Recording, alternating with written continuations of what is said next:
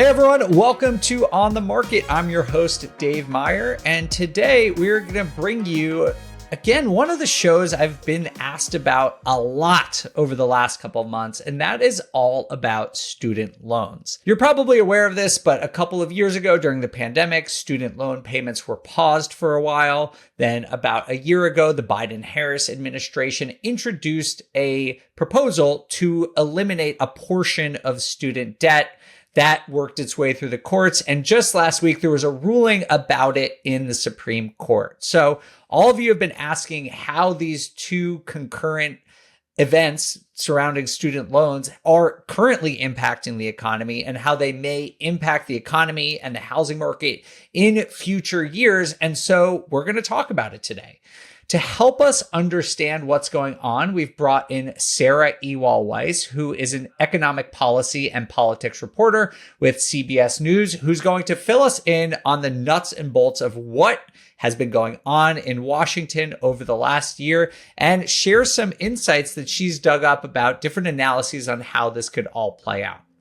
Now, I just want to acknowledge that this is a politically charged issue. And in this show, our goal is to be as objective as possible and really just to focus on the economic implications of these rules. And so that's what this show is going to be all about. We are going to take a quick break and then we'll be back with Sarah Ewall-Wice.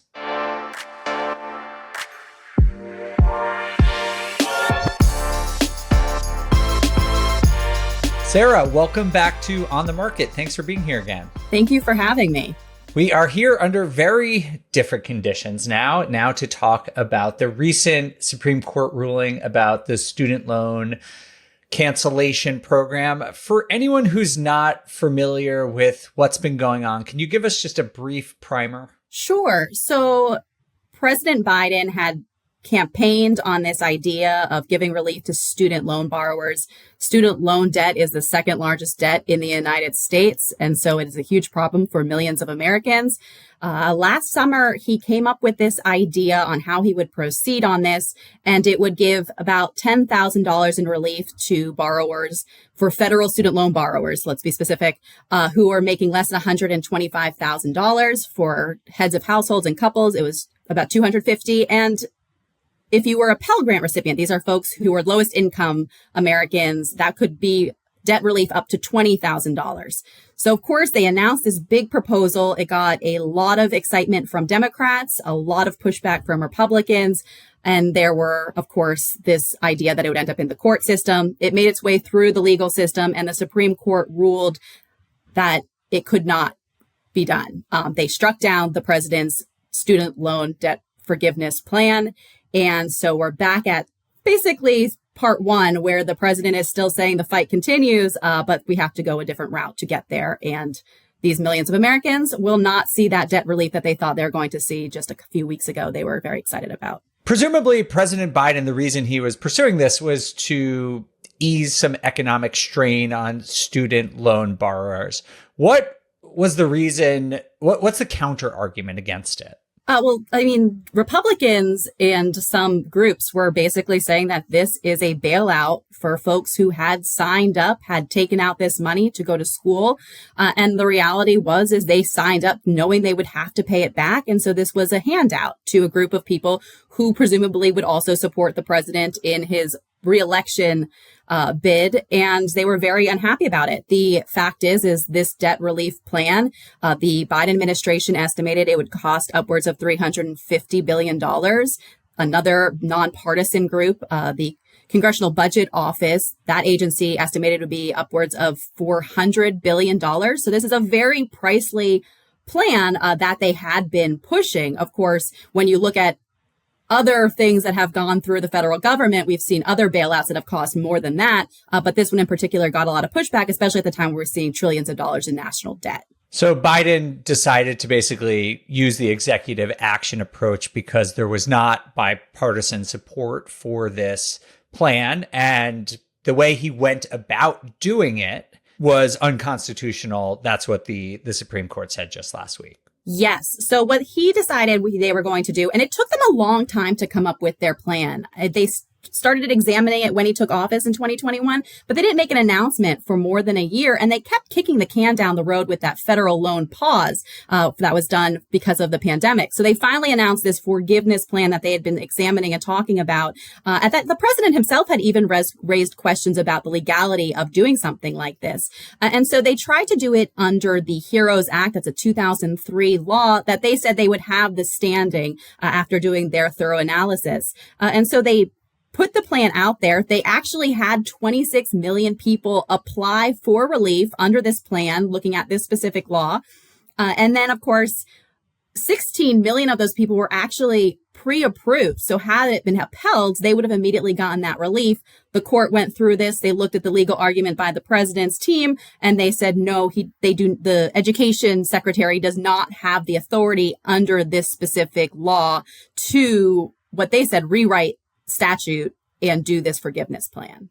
And it sounds like the Biden administration is not giving up, though. So are they trying a different legal tack to try and accomplish the same aim? Pretty much. They're going to keep going with this. It's a political battle that I think is going to continue to play out, specifically on the campaign trail. But right after the Supreme Court announced their decision in this case, which is specifically 6 states that had sued that came to that decision, they went back and they're like, we're going to try and do this again. We're going to try and do it under the Higher Education Act, different law from 1965, and they will go through that. So they basically are starting the examination process to do it through this different law.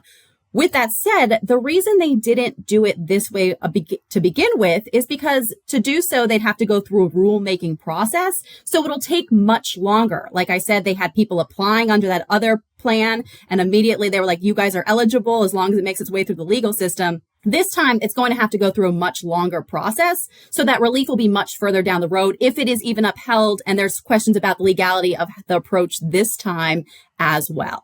Okay, great. That makes sense. So it sounds like this is going to drag out. Oh, yes. So I do want to talk a little bit about the sort of a flip side of this is, in addition to the cancellation, there has also been a pause on student debt repayment. How does that fit into this entire situation? Yes. So if you were a federal student loan borrower, the vast majority of them had not been paying their federal student loan payments, the monthly payments we've had before the pandemic, since spring of 2020. And those were paused under President Trump because of the pandemic. Of course, President Biden kicked that can, extended that pause out until this year. It was a number of times that they re-announced that they were extending it over and over and over again as the pandemic continued.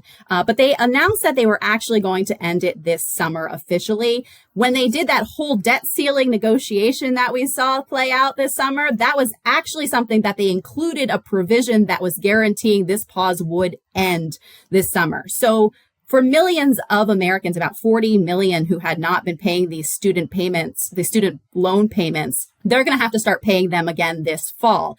And interest rates, which had been set at 0 for more than 3 years now, those will kick back in on September 1st. Then in October, payments will start coming due. And depending on your loan servicer, that's when your date is going to be to start repaying those loans. But those loans are pretty substantial. They can be upwards of $350 on average a month. So that's going to take a big chunk of change out of people's pockets that they haven't had to deal with for some 3 years now. I do want to get into the economic implications of some of these decisions. But before we move on from the specific policies, do either of the pause in payments or the cancellation do anything to address the cost of college? I think that's a really important point you're making, because no, they do not. Right now, we do know that in-state tuition for college is about $10,000. Out of state for people, for public schools, $28,000 a year. And we're looking for private schools somewhere near $40,000 a year. And these two things do nothing to address that. That is a huge challenge that both parties are aware of. And there have been proposals by both parties, but there's no consensus in Washington that actually helps address the skyrocketing cost of going and getting a higher education. Yeah, that's something that's just always stood out to me, is that whether are for this policy or not, either way, it's a Band-Aid. It's not actually addressing the fact that the price of tuition is, I forget the exact stat, but it grows at multiple times the normal rate of inflation and has for like 20 or 30 years. And we've gotten to this place where college is so unaffordable that, people are put in this situation where they actually have to take out debt. Whereas, 40, 50 years ago, people could theoretically at least work and pay their tuition and not have to go into debt to attend college. Exactly. And one thing to think about with that is even with this student loan forgiveness plan that was struck down, it was going to deal with the people who had already taken out that debt, but we would be right back where we started if they didn't address the root of the problem to begin with right down the road with another continually graduating group of student borrowers that had continually amassed new debt. So in 5 years, we'd be back at the same place in 10 years. And that part of it was never fully addressed. And I don't think there is a solution from either Democrats or Republicans on that, though there have been, like I said, some proposals. Okay, great. Well, thank you for explaining that. Because this show is mostly about economics, I'm curious to know, have there been any analyses done that help us understand what the economic implications of the pause ending and the cancellation of the cancellation, the fact that there is no cancellation? Yeah, so I think the cancellation of the cancellation itself is something that it's just too soon to really get that full analysis on what this means for borrowers. We have seen many analyses on the cost of both the pause and the actual plan. I mentioned that $400 billion cost price tag for the forgiveness plan. And the pause itself costs around nearly $200 billion, according to some analysis, over the past 3 years. So what this means for the economy moving forward is it's going to take money out of people's pockets, which means they're not going to be spending in the same way they were able to for the past 3 years. I think Goldman Sachs did one analysis that really did show, it looked at both the forgiveness plan and the pause ending at the same time, and they really kind of canceled each other out. And so that showed there wouldn't be a major impact on the economy. It was a very short-term minimum impact. But I think once you just look at the pause itself ending, this could take a significant amount of money out of people's pockets because they aren't going to have that forgiveness component at the same time. And that really raises further questions. Right now, we're seeing high inflation, though it has slowed some. I think this could further help cool inflation. But like I said, this is about 40 million people who are going to have to start making payments. And the average payments are, as I mentioned, nearly $400 a month for these federal student loans that haven't gone out. And so this is going to take people away from doing other things, buying goods, buying services that have helped fuel inflation for the past couple of years as well.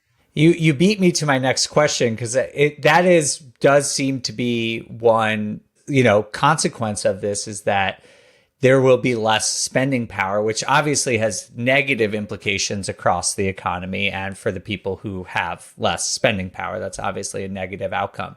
But the one silver lining here is that perhaps it could help cool inflation. But obviously there's a lot of economic trade-offs with this type of decision. Yeah, and I think the funny thing about this is there have been so many uncertainties and questions around what's driving inflation to begin with, because we've seen soaring inflation, the highest it's been in decades. But if you look at this summer, it's not stopping people from going and taking those vacations that they've been missing out on. It's not stopping spending. So while we've seen inflation cooling as the Fed's been hiking rates for more than a year now, it really hasn't hurt the economy in terms of people going out. Though I know that people are, of course, struggling with higher prices for food and gas and other things. Just in general, it hasn't stopped the bigger consumer spending that we've seen since this pandemic has started to dissipate.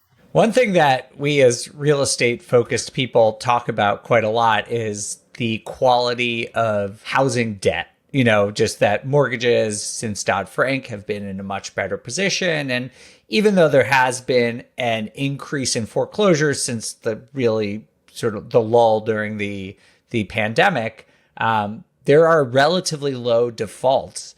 Do you think that this type of increase in debt service that people are going to have to pay could spill into other parts of the economy, whether it's credit card debt or housing debt like I'm talking about, or auto loans or anything like that? I think it really does remain to be seen. I think it definitely could have some impact on all of those different things. One of the arguments for this entire forgiveness plan by the Biden administration and supporters was this whole generation of Americans are unable to do things like buy homes, like buy cars. And by keeping that money, they're going to be able to invest it in other parts of their life.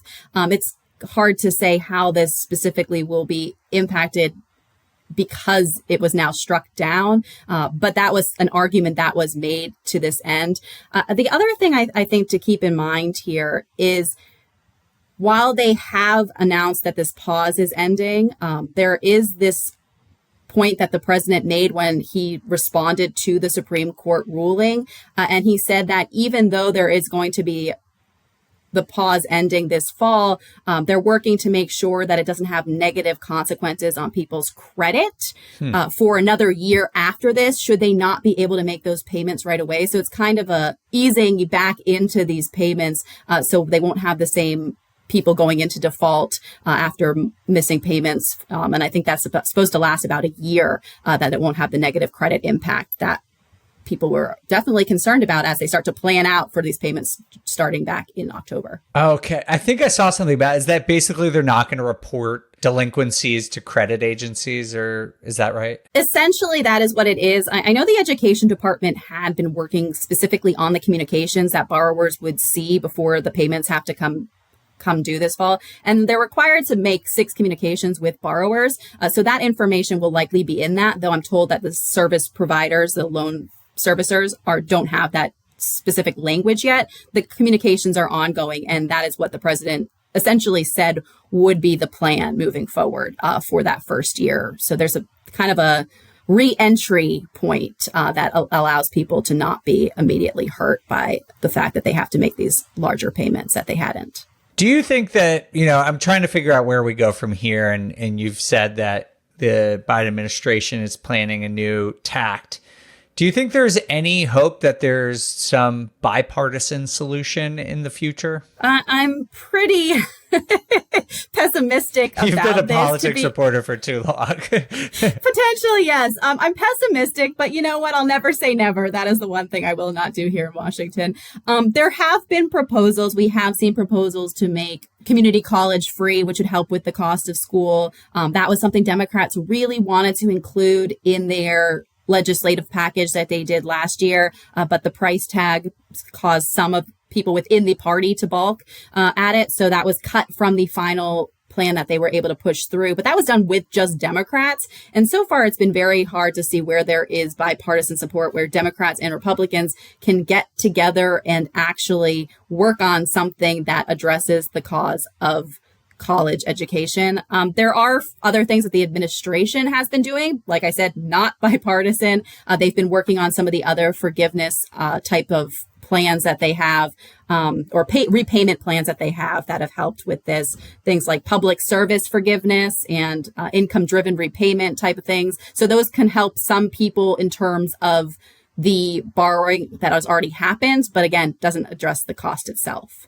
Got it. All right. Well, Sarah, thank you so much. Is there anything else you think our listeners should know about this situation? I think something to keep in mind, not so much for the broad listeners for you guys, but the borrowers themselves who might be listening. The thing I've been told time and time again, the best thing to do for folks right now is to make sure that their contact information with their loan servicer is up to date, with the education department is up to date, because they're going to be getting a lot of communications, or hopefully getting a lot of communications on how this goes. 40% of borrowers are going to be dealing with new servicers since before the pandemic. So that's something that they're going to be some confusion about. Another thing that I think there will be some confusion over is we had about 7 to 8 million people graduate from college while this pause was happening. So they have not had to pay federal student loans so far. And so that is something where there might be some confusion. They might want to get in touch with the education department and servicers in terms of making sure that they're hitting the ground running, or at least in communications, understanding what's expected moving forward. That's something to keep in mind. All right, great. Thank you. That's very good advice to anyone who is in that camp. Yes. Sarah, if anyone wants to follow your reporting of this and all the other things you're working on, where should they do that? Well, I will push them to find any of my reporting on cbsnews.com. You can follow me on Twitter. It's my last name, Ewall-Wice, Ewallwice. And it's the same thing on Instagram as well. All right. Well, thanks again, Sarah. We appreciate you being here. Thank you.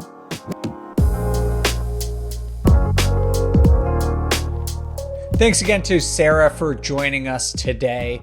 As she said, right now, it is honestly just too early to know exactly how this is all going to play out and ripple through the economy. But to me, there will be large economic implications to this. We just don't know the details of it. As Sarah said, the average repayment that's going to start in just a couple of months is $350 a month, which is obviously a really significant amount of money that people can't use either in consumer spending or buying a home or paying for rent or whatever it is. So I think we're all going to have to just see how this plays out. One of the questions I was curious about and did some research is just, will this spread to other parts of the debt economy? Like, as we all know, people take out car loans, they have mortgages, they have credit card debt. And I was curious just to know if there were any analyses of this. And I did find one. It's a year old. It comes from the New York Fed's Survey of Consumer Expectations. And they asked respondents who had student debt that if student loan payments were going to resume, what was the likelihood that they were going to be delinquent on it or potentially default on it? And borrowers predicted a 16% risk of delinquency in this scenario. So to me, that's really high, obviously. 16% of people, of those 44 million people, that's several million people who have a fear of delinquency. Obviously, I wish that on no one and hope that doesn't come to fruition. But if that does indeed happen, it could spread through the economy in ways that we just don't know. So I hope that this show is useful to you. We wanted to bring you information about what's actually going on right now as quickly as possible. And as we find out how the impacts of both the resumption of student loan payments and the fact that there will not be student debt forgiveness, at least for now, as that ripples through the economy, we will make sure to update you on the show regularly. Thank you all so much for watching On the Market. We greatly appreciate you, and we'll see you on Monday for our next episode. On the Market is created by me, Dave Meyer, and Kaylin Bennett. Produced by Kaylin Bennett.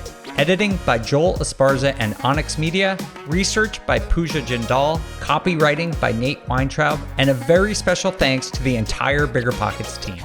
The content on the show On the Market are opinions only. All listeners should independently verify data points, opinions, and investment strategies.